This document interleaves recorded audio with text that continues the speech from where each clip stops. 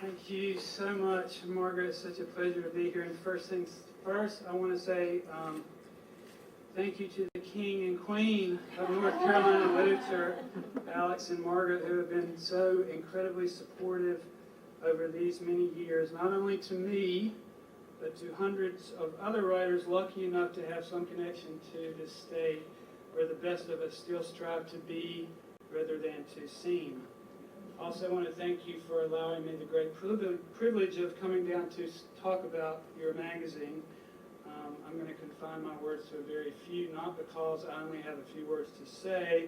In fact, I could go on for the whole 45 minutes, but my father is riding shotgun with me, and it would be a very long ride back to Chapel Hill if I spoke longer than 10 minutes. I'm not going to do that. I remember the first time I laid eyes on the magazine, which was its very first issue, the one that you just held up. I was standing in the hallway of McKeever Building at UNCG, having just started teaching there, and Fred Chappell was standing outside his office, which he always does, or did, and just stood outside his office, holding a copy of the magazine. "Have you seen this?" he said to me, and when I said I had not, Fred pronounced it real nifty.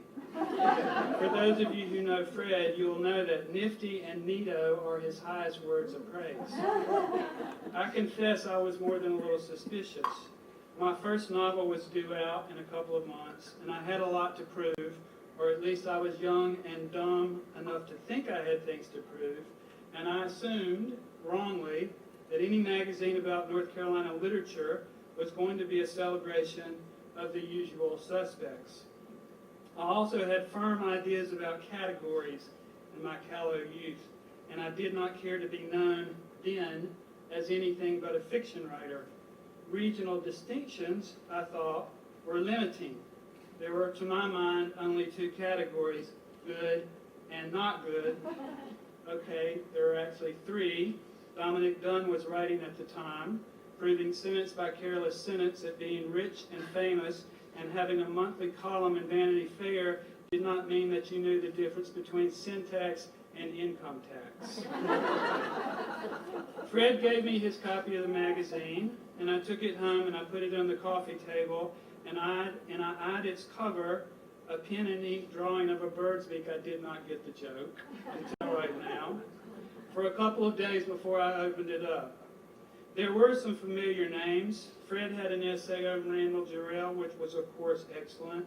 And there were poems by A.R. Ammons, who, despite being a famous poet from North Carolina and writing about Columbus County his entire life, was not a usual suspect, I think for the reasons that you just described, that he went to Cornell and was there for so long, and we sort of forgot about him, which is tragic. There were also wonderful treasures. A mini-section on the explorer John Lawson, who figured loosely in a 700-page novel I was writing at the time. This is an abandoned novel. I wonder if you can figure out why I was abandoned a 700-page novel about John Lawson. And a wildly entertaining article by Jim Vickers about Faulkner's visit to Chapel Hill, during which he cavorted around town with the infamous communist Abernathy and pounded drunkenly in the middle of the night on the door of Phillips Russell, a name I knew from my father, who took creative writing classes from Philip Russell in the 1940s. There were also new voices. I first read about Linda Beatrice Brown, who I would work with later in a fundraiser for 20 years for the local food bank in Greensboro. And I encountered a wonderful essay by Janet Lemke, whose work I would seek out thereafter. From its first issue, the magazine has championed the work of what we used to call nature writers. I think the term has been replaced with something with echo in the title, eco. And I would later read work by the terrific Jan DeBlue, whose book Wind ranks to my mind with the work of Rachel Carson and Annie Dillard. Also, in that first issue was an excerpt from Linda Flower's terrific book, Throw It Away. It sounds like I'm just copying what he said, but I'm actually responding to I just picked up the first issue and looked at the thing, and it's so wonderful. Linda, who of course is sadly no longer with us, grew up just down the road from me in Faison, North Carolina. And I don't know how many of you have read Throw It Away. I don't know how often that's read anymore, but it is a terrific book. It's an autobiographical account of growing up in a family of sharecroppers in Faison, and it is a less rhapsodic and perhaps more authentic answer in response to James Agee's Let Us Now Praise Famous Men. I knew the work of Manly Wade Wellman, who was as prolific as Balzac, from his portrait of Madison County, North Carolina, the Kingdom of Madison, an entertaining account of a much maligned, if somewhat xenophobic, part of our state. His essay about what makes a North Carolina writer was, as Fred might say, nifty. Our literary reputation exists because of efforts by certain North Carolinians to interpret in writing the heart and soul and behavior of their home and their neighbors, wrote Wellman. The humility that has gone into this sort of labor has not partaken of cowardice or weakness. Humility will always be stronger than pride, another name for which is vanity. Humility and the lack of vanity is what I found in that first issue of NCLR. There was nothing clubby or cliquish about the magazine's approach to the literature of our state. From the start, it has purposefully blurred the edges of the definition of what makes someone a North Carolina writer. Any writer who has written something of value in or about our state has been welcome in its pages.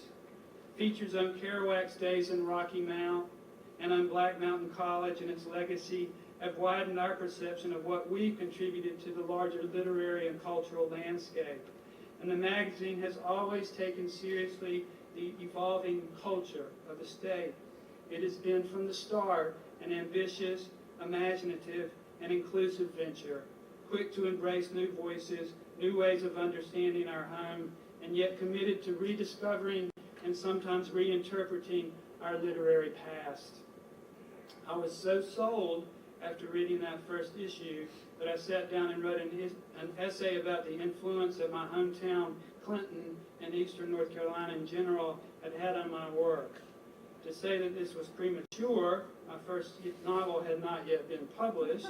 In fact, it was reviewed in the same issue as my essay on Clinton appeared. I'll never forget this review because the reviewer referred to my heroine as an easy lay. I've been carrying that around for 25 years.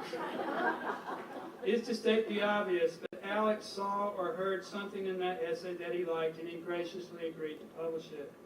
A year later, he took another essay about one of the haunts of my misspent youth, a dance hall just over the Sampson-Duplin County line called Lake Artesia, which we, for reasons that should not need spelling out, refer to as Lake Amnesia. Mostly, as always, I wanted to write about music.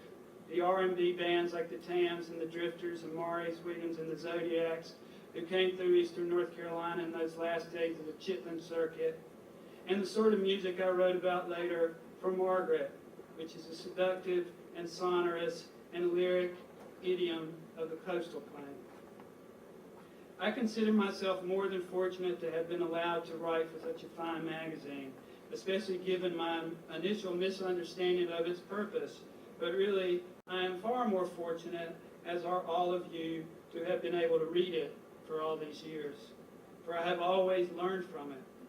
I tend to think, having spent most of my life in North Carolina and being well acquainted with at least the old guard of its writers, that I know everything about this state. But every time I pick up a copy of the NCLR, I find myself proven wrong.